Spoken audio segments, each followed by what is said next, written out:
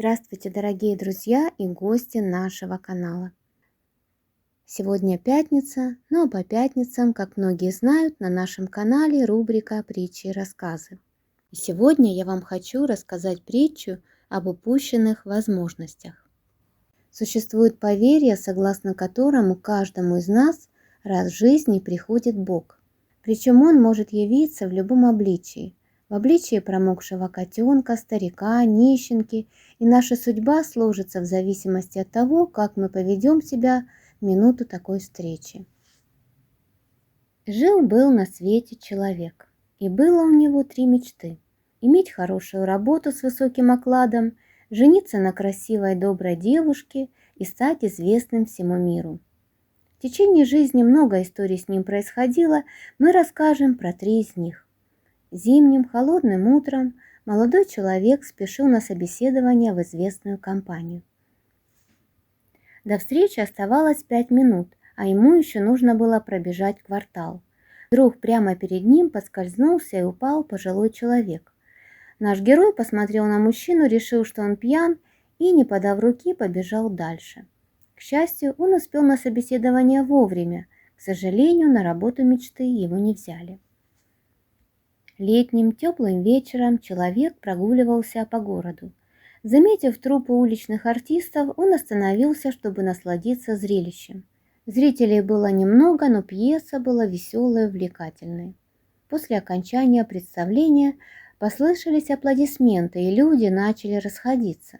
Наш человек тоже повернул было назад, но кто-то несмело притронулся к его плечу.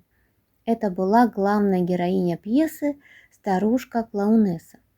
Она стала расспрашивать его о том, понравился ли ему спектакль, доволен ли он актерами. Но человек не захотел вести беседу и, брезгливо отвернувшись, пошел домой. Одним осенним дождливым вечером человек спешил домой со дня рождения друга. День выдался тяжелым, и он мечтал поскорее принять ванну и уснуть в теплой мягкой постели. Вдруг он услышал чье-то приглушенное рыдание. Это плакала женщина. Она сидела на лавочке у дома нашего героя. Она была одна, без зонта, и только капюшон легкой курточки спасал ее от холодного дождя. Заметив нашего героя, она обратилась к нему за помощью. У нее случилось что-то в семье, и ей очень хотелось поговорить с кем-то по душам. Человек задумался. Перед его взором предстала ванна и постель. Он пробормотал, что ужасно занят, и поспешил в подъезд. Человек прожил несчастливую жизнь и умер. Попав на небеса, человек встретил своего ангела-хранителя. «Ты знаешь, я прожил совсем несчастную и никчемную жизнь. У меня было 3 мечты, но ни одна из них не сбылась. Как жаль».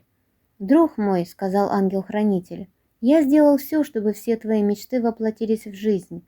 Но для этого тебе нужно было всего лишь раз подать руку, открыть глаза и согреть сердце».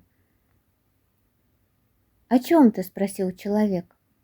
«Помнишь человека, упавшего на скользкой зимней дороге? Я сейчас покажу тебе эту картину. Тот человек был генеральным директором фирмы, в которую ты так хотел попасть. Тебя ждала головокружительная карьера. Все, что от тебя требовалось, подать руку. Помнишь старушку-клоунессу, которая после уличного представления подошла к тебе с вопросами? Это была юная красавица-актриса, которая влюбилась в тебя с первого взгляда. Вас ждало счастливое будущее, дети, настоящая любовь. Все, что от тебя требовалось, открыть глаза. Помнишь плачущую женщину возле твоего подъезда? Был дождливый вечер, она насквозь промокла от дождя и слез. Это была известная писательница. Она переживала семейный кризис, и ей очень нужна была душевная поддержка. Если бы ты помог ей согреться в своей квартире, выслушал и утешил, она написала бы книгу, в которой рассказала бы об этом случае. Книга прославилась бы на весь мир, и ты вместе с ней, так как на главной странице автор указал бы имя того, кто стал музой этого произведения.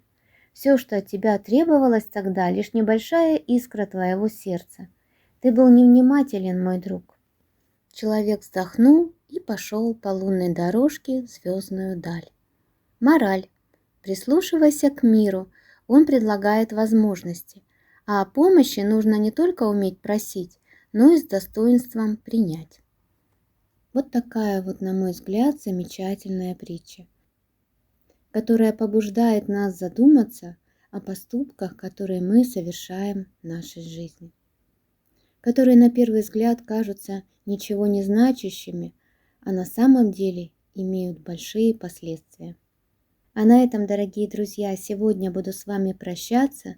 Желаю вам крепкого здоровья, здоровья вашим родным и близким, мира, а также счастья, добра и, конечно же, до новых встреч на нашем канале.